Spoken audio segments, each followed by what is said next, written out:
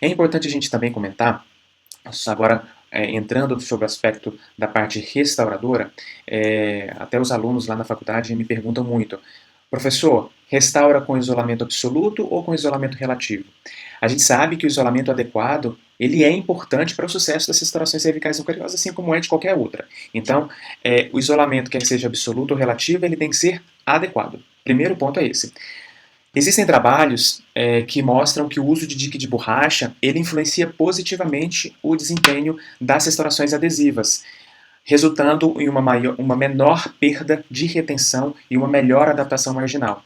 Portanto, se a situação clínica permitir, o isolamento absoluto com dique de borracha ele deve ser aplicado. Uma boa estratégia ela deve ser seguida com um profissional ciente das dicas e das vantagens para se isolar corretamente com o uso de um dique de borracha. Para esse procedimento, o uso de borrachas de melhor qualidade, de diques de borracha de melhor qualidade, são preferíveis porque resultam em uma retração melhor dos tecidos periodontais. Além disso, os orifícios da perfuração do dique eles devem ser feitos de maneira correta para que todos os tecidos gengivais sejam cobertos e afastados. É importante também mencionar a respeito dos grampos que são utilizados para isolamento. Né? Os grampos do tipo B4, B5, B6 e o grampo 212 são os que a gente mais utiliza na prática clínica para fazer essas restaurações de maneira a contribuir para o isolamento absoluto. Além disso, como a gente vê nessas imagens, o uso de fio dental, de fita de teflon, podem ser usados para obter a retração gengival adicional. É importante também dar ênfase à necessidade de reconhecer as características anatômicas e as características morfológicas intrínsecas da região cervical, porque podem criar limitações anatômicas, limitações para que a gente consiga colocar e adequar o dique de borracha e o grampo nessas regiões. Quando o isolamento adequado é impossível, o isolamento relativo ele pode ser empregado, como a gente vê nessa imagem inferior do lado esquerdo. A inserção de um fio de retração gengival, em combinação com rolos de algodão, eles podem ajudar a controlar a umidade.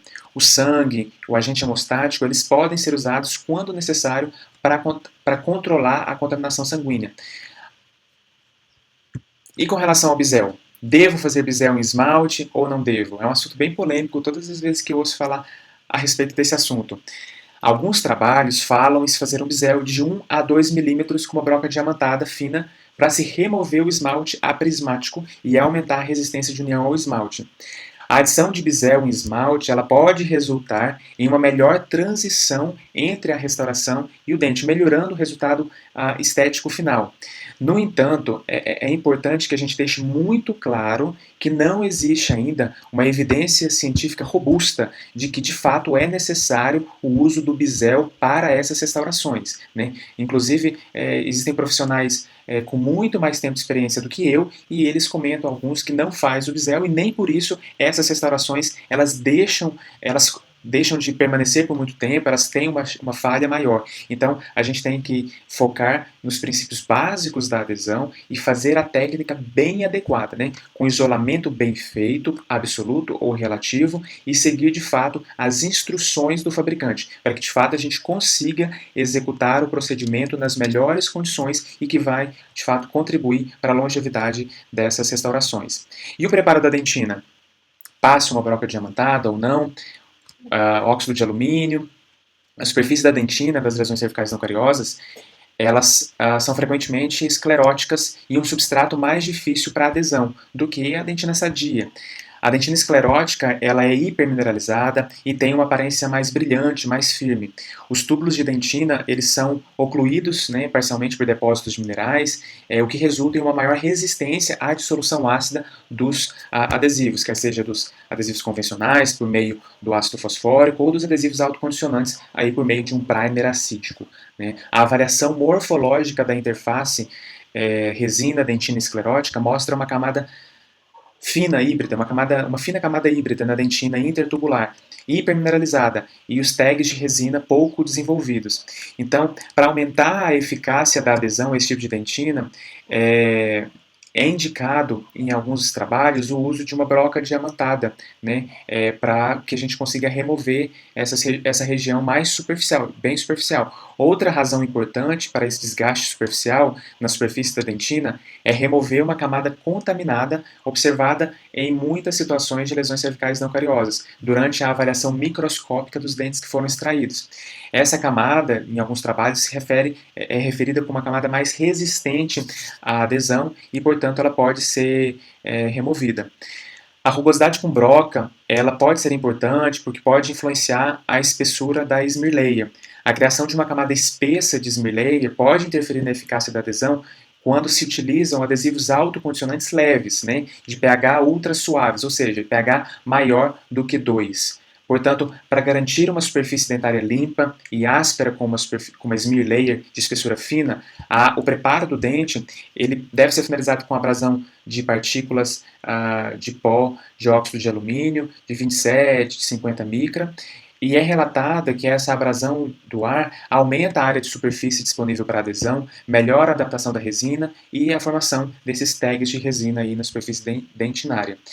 Outros estudos mostram, mas são estudos in vitro, não perceber a diferença de quando se faz esse desgaste na superfície dentinária a longo prazo. De fato, a avaliação deve ser feita com muito critério, porque sobre esse aspecto ainda não se tem uma determinação clínica de estudos clínicos longitudinais a esse respeito. Mas é importante que a gente comente sobre esses aspectos já mencionados, a respeito dos benefícios, né, da utilização de uma broca, da utilização de um jato de óxido de alumínio, né, uma vez que podem contribuir para a melhoria e para a longevidade dessas restaurações, diminuindo a pigmentação marginal e o descolamento dessas restaurações. O sistema adesivo que pode ser utilizado deve ser primeiramente utilizado de acordo com as instruções do fabricante. Ao usar, por exemplo, um adesivo não simplificado, como um adesivo convencional, um de 3 passos, ou um adesivo simplificado de 2 passos, um autocondicionante de 2 passos, o primer é muito importante ser mencionado que ele deve ser aplicado de maneira vigorosa, ativa, na superfície da dentina pelo tempo recomendado do fabricante. Um sistema autocondicionante suave, o melhor desempenho clínico será obtido quando o esmalte incisal for condicionado, como a gente vê aí nesta imagem. Então, há um condicionamento seletivo de esmalte com ácido fosfórico a 35%. Né? Pequenos defeitos marginais, descolorações superficiais, elas se apresentam com menor frequência nesse esmalte quando ele está condicionado. Então, nesta imagem aí, foi feita a utilização de um adesivo autocondicionante, que foi um Clearfill EC Bond, e a aplicação de um ácido fosfórico na região de esmalte. Tá? Com relação à seleção e aplicação do compósito, existem diferentes técnicas que podem ser utilizadas, mas de fato a técnica de múltiplas camadas com compósito, como resina composta convencional, é a que é mais proposta na literatura, dominando a contração de polimerização e também para obter uma melhor adaptação marginal nas lesões cervicais não cariosas, de classe 5. Alguns estudos mostraram que os melhores resultados eles são obtidos quando se utiliza a técnica de estratificação oblíqua, como a gente vê na imagem, de gengival para incisal. Essa técnica tem sido aplicada na maioria dos ensaios clínicos de lesões cervicais não cariosas.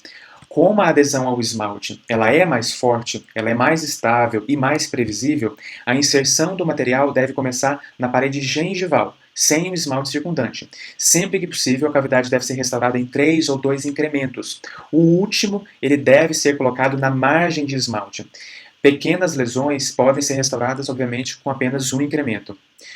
Um método alternativo de aplicação é cobrir toda a superfície da dentina exposta com uma fina camada de resina flow em uma primeira etapa para otimizar a adesão ou adaptação do compósito à superfície da dentina hibridizada. Além disso, o módulo de elasticidade mais baixo e a maior flexibilidade do compósito da resina flow, elas compensarão a contração de polimerização. Em seguida, o restante da lesão ele pode ser restaurado com compósito convencional do tipo bulk.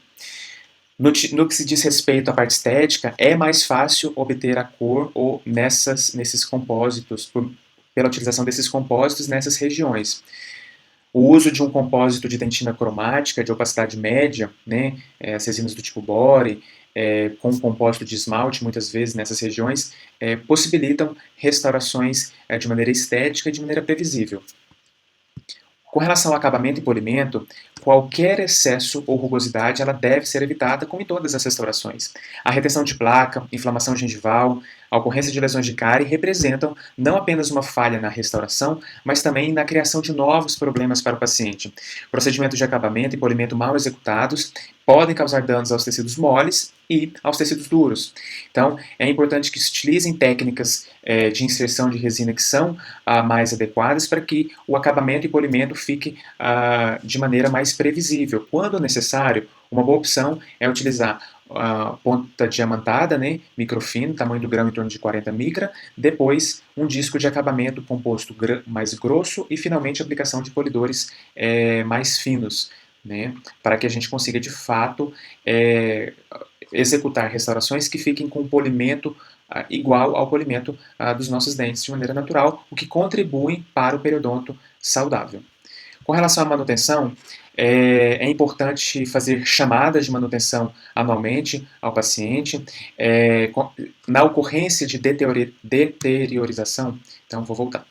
E na ocorrência de deterioração ou descoloração marginal, polimentos ou reparos eles podem ser indicados. E é importante também avaliar etiologias como a higiene oral do paciente em cada chamada, a presença de bruxismo, ansiedade, o risco de cárie ou desafios erosivos. Sempre importante tomar conta desses aspectos.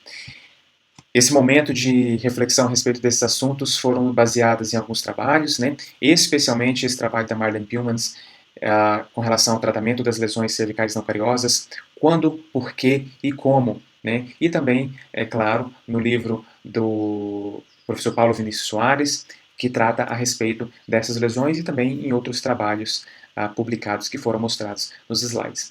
Foi muito bom ter falado com vocês a respeito desse assunto. Qualquer dúvida, estou à disposição. Até breve.